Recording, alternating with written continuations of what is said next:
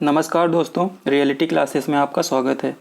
इस वीडियो में हम लोग भारतीय संविधान और लोक प्रशासन, इसका आखिरी टॉपिक स्थानीय निकाय तथा पंचायती राज संस्थाएं, इसको कवर करेंगे। इसके सभी टॉपिक्स को मैंने एक प्लेलिस्ट बना के डाल दिया है और आप वहां पे जाके देख सकते हैं। आस्था आवाज़ कम रखो। इस टॉपिक में दो महत्वपूर्ण संविधान संशोधन अधिनियम इम्पॉर्टेंट हैं, 73वां और 74वां। ये 1992 में पास हुए थे, क्योंकि इन्हीं से जो पंचायती राज संस्थाएं और स्थानीय निकाय म्यूनिसिपैलिटीज़ थी उनको ऐड किया गया था। तो पंचायत को 73वें संविधान संशोधन अधिनियम 1992 से जोड़ा गया था, 9वें भाग में रखा गया है इनको और 11वें शेड्यूल में रखा गया है। 11वें शेड्यूल में जोड़ा गया और 9वें भाग में रखा गया है। और पंचायतों से संबंधित विषय हैं वो 29 विषय हैं। एक्ट तो 92 में आया था, लेकिन ये प्रभावी हुआ था 24 अप्रैल 1993 से, और 24 अप्रैल को इसीलिए पंचायती राज दिवस मनाया जाता है। हर एक पॉइंट पे क्वेश्चन बनेगा कि पंचायत को किस संविधान संशोधन अधिनियम से जोड़ा गया था। 73वें संविधान संशोधन अधिनियम 1992 से। किस भाग में रखा गया है, 9वें भाग में। किस शेड्यूल में एक नया शेड्यूल संविधान में जोड़ा गया है, 11वां, जो पंचायती राज से संबंधित है। और इनको पंचायत को 29 विषय प्रदान किए गए हैं, तो 29 विषय भी याद रखने हैं। और 24 अप्रैल को पंचायती राज दिवस मनाया जाता है, ये भी याद रखना है। 74वां संविधान संशोधन अधिनियम 1992 को पास हुआ था। इसके द्वारा भाग 9 का में नगरीय स्थानीय स्वशासन मतलब म्यूनिसिपैलिटीज़ को जोड़ा गया था। एक नया शेड्यूल जोड़ा गया था इसके लिए संविधान में, वो था 12वां। तो अभी संविधान में 12 शेड्यूल है ना, तो 12वां यही है म्यूनिसिपैलिटी से संबंधित। तो मतलब म्यूनिसिपैलिटीज़ को संवैधानिक दर्जा मिला था कि म्यूनिसिपैलिटीज़ अब कॉन्स्टिट्यूशनल बॉडी हैं, और इनको 18 विषय प्रदान किए गए थे। तो जो पंचायत हैं उनको 29 विषय उनसे संबंधित हैं, और जो म्यूनिसिपैलिटीज़ हैं या उनको नगर निकाय बोलते हैं, उससे संबंधित 18 विषय हैं। जो ये 74वां संविधान संशोधन अधिनियम था वो 1 जून 1993 से प्रभावी हुआ था। तो कब पास हुआ था और कब से प्रभावी हुआ था, ये दोनों आपको याद रखना है। इस समय पीवी नरसिम्हा राव की गवर्नमेंट थी सेंटर में। जो पंचायती राज प्रणाली होती है वो 3 स्तरीय होती है: ग्राम पंचायत, क्षेत्र पंचायत तथा जिला पंचायत। हम लोग अब ग्राम पंचायत के बारे में सबसे देखेंगे। इस पंचायत का सबसे निचला लेवल है। ग्राम का मतलब गांव के सभी निवासी, और जो ग्राम सभा होती है उसमें 18+ आयु के वही लोग जो वोटर लिस्ट में जिनका नाम है वो ग्राम सभा के सदस्य होते हैं। गांव के सदस्य तो सभी लोग होते हैं, उसमें आयु का कोई लेना देना नहीं होता, लेकिन जो ग्राम सभा के वही सदस्य होते हैं जिनकी 18 या उससे अधिक आयु है और उनका मतदाता सूची में नाम है। ये पहले आ चुका है क्वेश्चन कि ग्राम सभा के सदस्य कौन होते हैं। और जो ग्राम पंचायत होती है वो ग्राम प्रधान और सदस्यों से मिलकर बनती है। सदस्यों को मेंबर बोलते हैं। तो जो चुनाव होते हैं वो प्रधान के और मेंबर के एक साथ ही होते हैं, आप लोगों को ये पता ही होगा, तो ये आपको याद रखना है।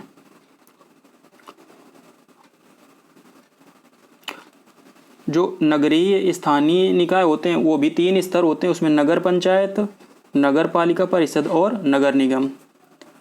नगर पंचायत ऐसे क्षेत्रों में गठित की जाती है जहाँ पे वो गांव से नगर में परिवर्तित हो रहे होते हैं। पहले तो गांव है, लेकिन अब वहाँ भी आबादी बढ़ गई और वहाँ पे जो सुविधाएं हैं वो भी धीरे धीरे बढ़ रही हैं, तो उनको नगर पंचायत बनाया जाएगा। तो वहाँ पे और भी कई डेवलपमेंट प्रोग्राम अलग से गवर्नमेंट लाती है, इनको बोलते हैं नगर पंचायत। अभी यूपी में कुछ नई नगर पंचायत जोड़ी गई हैं, न्यूज़ में चल रहा है, और आपको मैं वो करंट में बता दूंगा जब करंट अफेयर्स को कवर करेंगे। 10 नंबर का करंट अफेयर्स है, बहुत ही इम्पोर्टेंट है अपने इस एग्ज़ाम के लिए।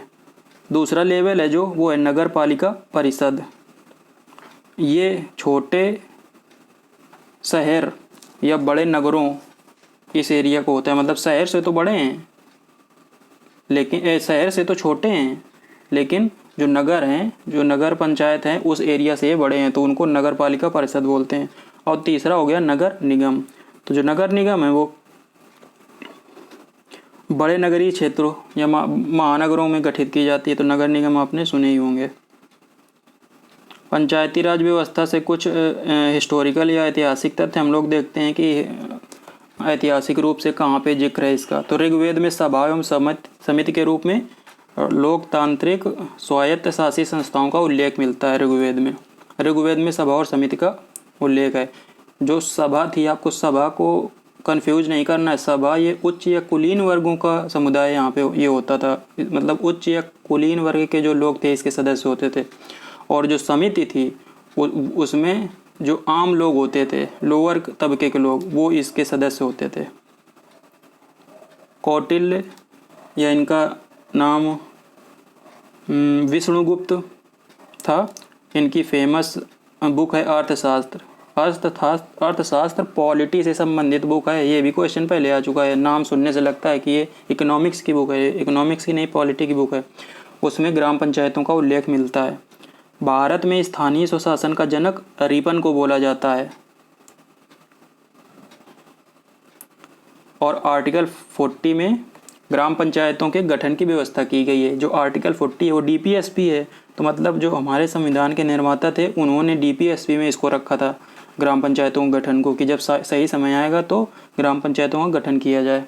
गांधी जी का स्टेटमेंट आपको याद रखना है इस बारे में। इन्होंने बोला है, सच्चा लोकतंत्र केंद्र में बैठकर राज्य चलाने वाला नहीं होता, बल्कि यह तो गांव के प्रत्येक व्यक्ति के सहयोग से चलता है। उनका मानना यह था कि जब डेवलपमेंट नीचे के लेवल से होगा, मतलब जैसे गांव है तो वहाँ गांव में जो भी कार्यक्रम चलाए जा रहे हैं वो वहाँ के लोगों से पूछ के उनकी आवश्यकताओं के हिसाब से चलाए जाएंगे। तो डेवलपमेंट नीचे के लेवल से ऊपर की तरफ जाएगा तो वो सही में डेवलपमेंट होगा और उससे देश जल्दी तरक्की करेगा। और आपको ये जानकर आश्चर्य होगा कि जो जापान है ना, उसमें यही मॉडल फॉलो किया गया है कि जो डेवलपमेंट है उसको नीचे के लेवल से ऊपर के लेवल की ओर ले जाया गया है। पंचायती राज से संबंधित 5 यहाँ पे समितियाँ दी गई हैं। बहुत ही इम्पोर्टेंट है, सभी आपको याद रखना है किस किस ईयर में ये बनी थी। और इनका जो मेन कुछ पॉइंट है ना कि वो भी याद रखने, साइड में मैंने लिखा है। बलवंत राय मेहता समिति मोस्ट इम्पॉर्टेंट है, 1957 में बनी थी। और बलवंत राय मेहता को पंचायती राज व्यवस्था का शिल्पीकार कहा जाता है। पता नहीं कितने बार ये क्वेश्चन एग्जाम में आ चुका है। और इन्होंने 3 स्तरीय पंचायती राज व्यवस्था का सुझाव दिया था। दूसरी जो इम्पोर्टेंट समिति है वो अशोक मेहता समिति, ये 1977 में बनी थी। और इन्होंने द्विस्तरीय पंचायती राज व्यवस्था का सुझाव दिया था। तो डायरेक्ट क्वेश्चन आएगा एग्जाम में कि किस समिति ने द्विस्तरीय पंचायती राज व्यवस्था का सुझाव दिया था। पंचायती राज व्यवस्था से संबंधित अगली महत्वपूर्ण समिति वो है GV राव समिति। ये 1985 में बनी थी। LM सिंघवी समिति ये 1986 में बनी थी। और PK थुंगन समिति ये 1988 में बनी थी। और इस समिति ने पंचायती राज व्यवस्था को संवैधानिक दर्जा देने की बात कही थी। तो ये हो गई प्रमुख समितियां और उनके ईयर। नोट यहाँ पे दिया गया है कि 1958 में राष्ट्रीय विकास परिषद मतलब नेशनल डेवलपमेंट काउंसिल ने बलवंत राय मेहता समिति की सिफारिशें स्वीकार की तथा 2 अक्टूबर 1959 को राजस्थान के नागौर जिले में यह व्यवस्था पहली बार लागू की गई। मोस्ट इम्पॉर्टेंट पॉइंट इसमें हैं, सभी दिए गए हैं कि पहली बार कहाँ पे पंचायती राज व्यवस्था लागू की गई, वो राजस्थान के नागौर में। कब? 2 अक्टूबर 1959 को। तो 2 अक्टूबर तो आपको याद रहेगा क्योंकि गांधी जी का जन्मदिन होता है इस दिन और राजस्थान में पड़ता है नागौर जिला। अभी उत्तर प्रदेश के जो पंचायती राज विभाग के मंत्री हैं वो भूपेंद्र सिंह चौधरी हैं। आपको 2 अनुच्छेद याद रखने हैं, 243I और 243Y। इसमें आयोग के गठन की बात की गई है और उसी के अनुसार राज्य वित्त आयोग का गठन प्रत्येक 5 वर्ष में किया जाता है, मतलब स्टेट फाइनेंस कमीशन। और जो अध्यक्ष की नियुक्ति होती है, राज्य वित्त आयोग के अध्यक्ष की नियुक्ति राज्यपाल द्वारा होती है। उत्तर प्रदेश के 5वें वित्त आयोग के जो अध्यक्ष हैं वो आनंद मिश्र हैं और जो अध्यक्ष का कार्यकाल होता है वो 5 साल का होता है। आगे पॉइंट दिया गया है कि नागालैंड, मेघालय और मिजोरम में त्रिस्तरीय व्यवस्था नहीं है। डायरेक्ट क्वेश्चन आएगा, ऑप्शन दिए होंगे कि इनमें से कहाँ में त्रिस्तरीय व्यवस्था लागू नहीं है। तो ये है नागालैंड, मेघालय और मिजोरम। यहाँ पे स्थानीय परिषद नाम की अलग व्यवस्था है, उसके बारे में आपको नहीं पढ़ना है।